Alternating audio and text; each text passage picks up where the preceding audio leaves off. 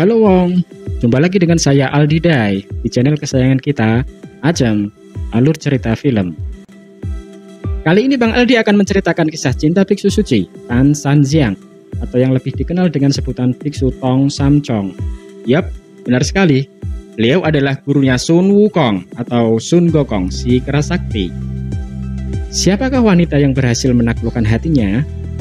Penasarin? Langsung aja, duduk manis, boleh rebahan, pakai headset kuping kiri dan kanan. Jarak HP dan mata 15 sentian, baca basmalah, ambil napas dalam-dalam, dan makromlah jualan es. Inilah Journey to the West. Scene dimulai dengan seorang ayah yang mencoba menghibur anaknya dengan melakukan atraksi renang di sebuah danau. Dia pun cukup sukses membuat anaknya gembira. Namun setelah itu sang ayah tak lagi nampak di permukaan, yang kemudian diikuti dengan air danau yang seketika berubah warna menjadi merah darah.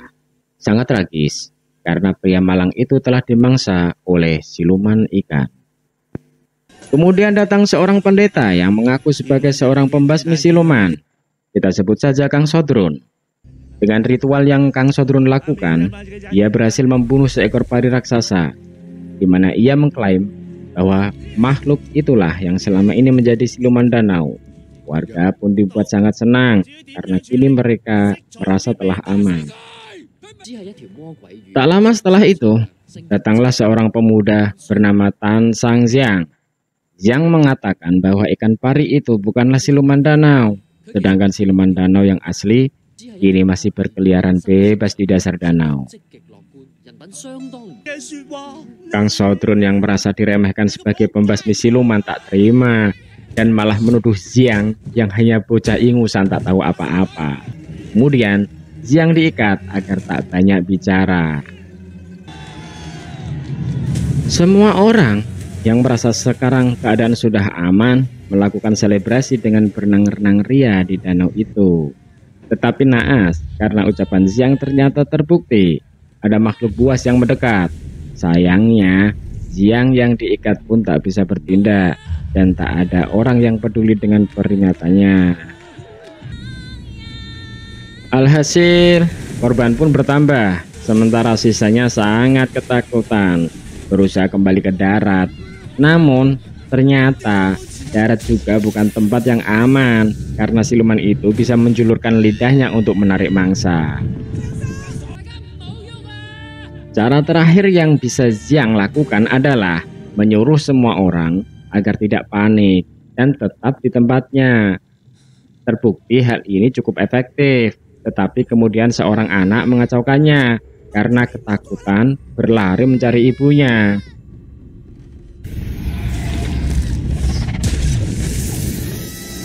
Sang ibu yang tidak bisa menerima kenyataan itu pun frustasi dan menjeburkan dirinya ke dalam danau untuk menantang siluman itu.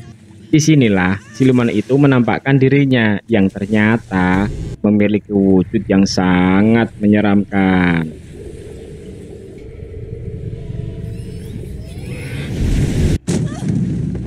Selanjutnya ada seorang bayi yang hendak jatuh ke danau. Beruntung, Xiang yang telah berhasil terlepas datang menyelamatkannya. Jembatan mereka pun patah, yang secara kebetulan memerangkap si siluman itu. Bersama Kang Sodron, Xiang memanfaatkan kesempatan ini untuk melemparkan ikan itu ke darat. Tetapi karena perbedaan berat yang lumayan jauh, mereka pun kesulitan melakukan hal itu. Para warga yang juga berusaha membantunya pun sia-sia.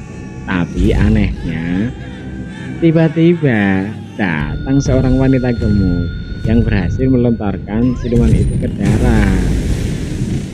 Siluman yang kehabisan waktu melemah sehingga berwujud ke wujud semula yang menyerupai manusia. Warga yang emosi berniat menghakimi siluman itu dengan berbagai senjata. Namun Xiang menghentikannya dan memohon agar diberi kesempatan menyelesaikan tugasnya ini sebagai pembasmi siluman profesional. Lantas, ia pun membuat persiapan dengan mengeluarkan senjata andalannya, yang ternyata sebuah buku kumpulan lagu anak-anak. Dengan ritual ini, harapannya ia bisa memberikan siluman itu pencerahan. Tetapi aksi kocaknya ini tidak menghasilkan apa-apa. Justru siluman itu malah emosi dan berbalik menyerangnya. Tiba-tiba, datanglah seorang pembasmi siluman wanita yang bernama Guan yang menghentikan siluman itu, menghajarnya dan menyegelnya dalam sebuah kantong ajaibnya. Lalu ia menemui Xiang untuk memastikan apakah ia benar-benar seorang pembasmi siluman. Xiang berusaha meyakinkannya dengan menunjukkan buku ritualnya yang ia percayai dengan kumpulan lagu anak-anak itu bisa membuat siluman menjadi lebih baik. Xiang yang merasa sedih dan kecewa pergi menemui gurunya untuk menceritakan kegagalannya hari ini. Di sini, Xiang mulai ragu dengan kemanjuran buku lagu anak-anak yang diajarkan oleh gurunya itu. Bukankah lebih efektif jika ia membasmi siluman itu seperti pembasmi siluman yang lain? Sang guru lalu menjawabnya bahwa membunuh bukanlah cara yang baik. Menghilangkan sifat jahat dan memelihara kebaikan adalah cara terbaik yang bisa dilakukan. Lalu, ia juga kembali menyemangati Xiang yang terlihat telah frustasi. Di tempat lain, dua orang remaja datang ke sebuah restoran di tengah hutan.